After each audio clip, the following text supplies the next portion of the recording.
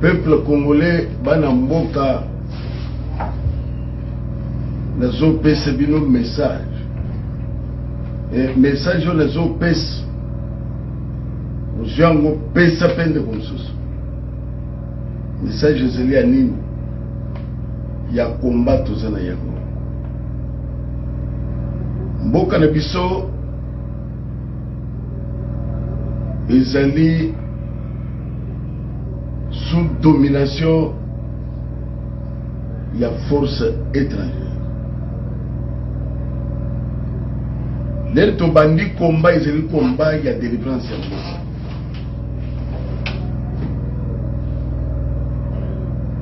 Monguna kosepele jamais. Lelo tobandaki yango tolobaki ke oye koya eya. Toyebaki déjà kikoya.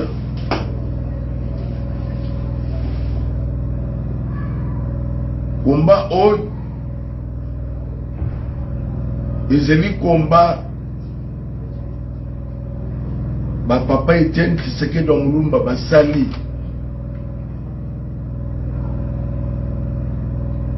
combat oyo Coutinho Fernando asali yango elelo tokote kati na yango me mutu tozokunda na ye aza mutu oyo asazwi nyonso ya Kongo na maboko aza mutu obozwi ya Kongo nyonso eza na maboko na ye appauvrir bato mpona komanipule esprit na bango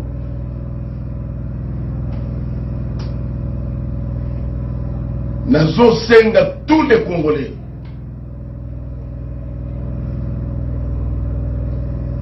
montage nyonso basali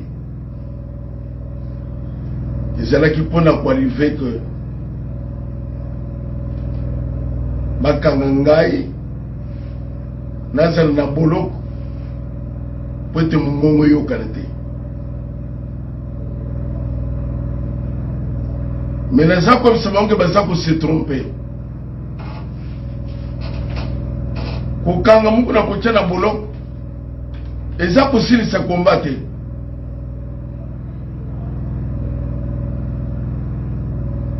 oyo ezali ndenge oyokaka ke manœuvre dilatoire Diomi Dongala a violé batie na boloko Coutinho Fernando babwakele minduki Moïse Katumbi ba mercenaire même chez Beya babwaki ba perruque babwaki ba préservatif tala lelo baza ko fabriquer biloko ya viol ya lukuta bazo fabriquer ya mapangu ya lukuta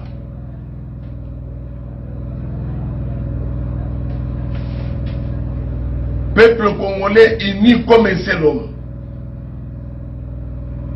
ngana zana bobangi ya prison ata mukete soki na ke prison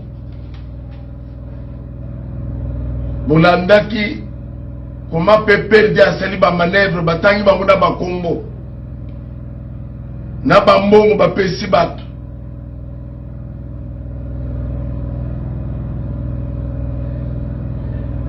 soki ngai lelo nazokende prison eza mpona vio na lupango te eza mpona Kabila pe perde nde aza responsable msese responsable me nazoyebisa bango ntango ya kokima na bango eseye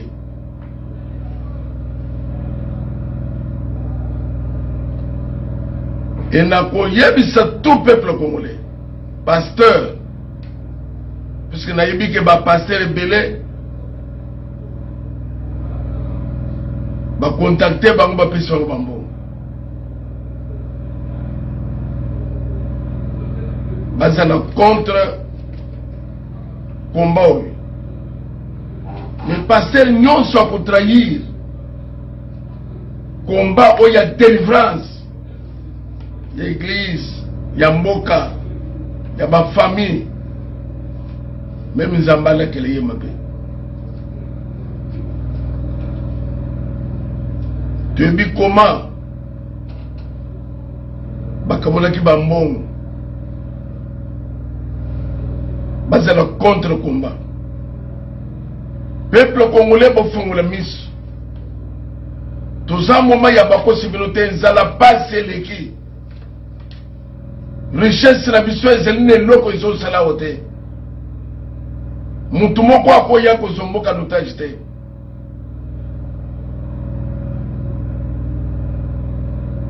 soki ngai lelo botala mokando na simi na maboko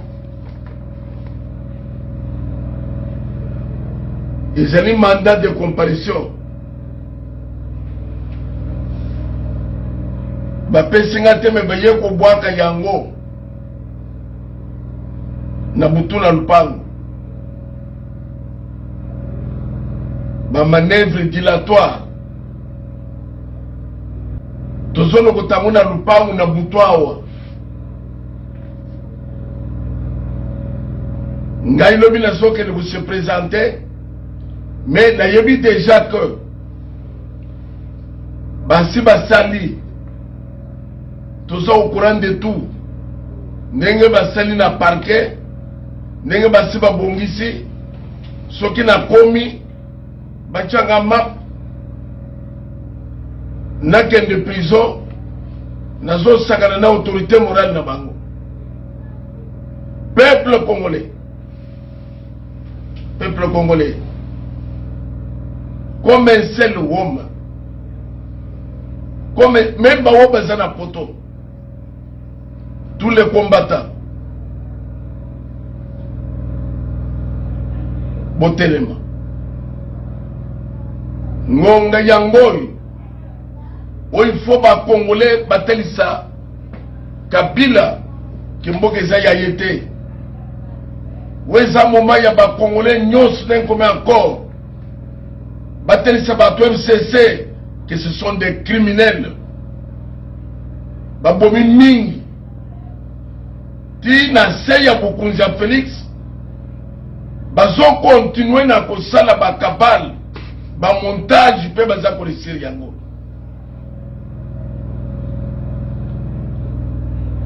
ekolembisa biso ata mukete toza na temps ya kolemba te mawa mingi na batraitre mawa mingi na bato bazali kolanda bato bazobebisa mboka ya na biso te lelo naza koatira attention ya ba homme de Dieu o baza komona ba homme de Dieu oyo Kabila azali kopeseka bango mpona kotrahir mboka maona bino mingi mais boyeba que le peuple va vous juger. Boyeba qu'il y a un Dieu qui existe. Même dans le temps où il y a Moïse, Zamba le voit que j'ai vu la souffrance de mon peuple.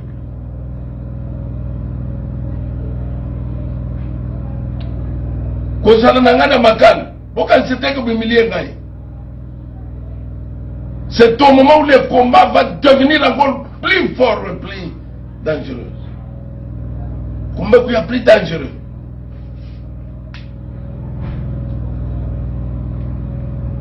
Nazo banga te moral les alikolo, mais nazo bisa tous les Congolais que awa nazo ba na butu. Nazo ba lokola Yesu Masiya oya yebaki déjà que bakobaka ngane kulus. Na kokufa après 3 jours na kusekwa. Na yebi déjà que kabal na bango nyonso basi ba lobby. Basi ba panzi ba mbongo partout. À côté boloko aza humilié. Ce n'est pas une humiliation. Même les juifs croyaient que quand Yesu ne c'était une humiliation. ezalaki humiliation te nde yaki kosauve l'humanité.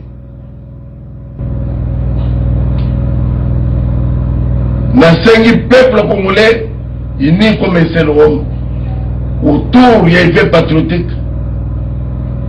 Kabila dégage. Ata nazali na libulu nakoloba toujours Kabila dégage.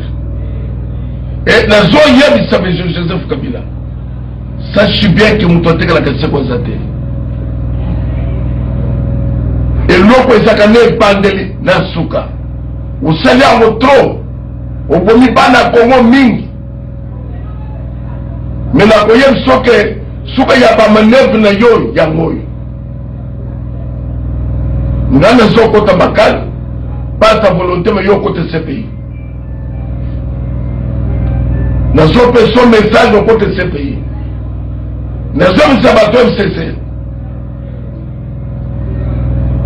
Mobutu azalaka na bato koleka bino akima memi bino bokima biloko bozosala eza bilembo ya suka bokokima mboka oyo bato bazotala bino na miso bosima maloba na eza koyebisa bino batraître ya mutu oyo aye awa akonzi mboka na biso tozali compromettre bino. Ça ce n'est pas la fin du monde. Mais nous savons que c'est le commencement de votre malheur. Bandanzam, peuple congolais, Zamba Zalikolo, Akobunde Tumboy, Takopese Biso victoire. Place Bozali, Yahweh Zamela Israël, à Pamboule Bino. Place Bozali, Zamba Bunde le Congo. Place Bozali, Zamba c'est l'échec dans l'homme de Kabila, Naba Polite Nyos. Merci.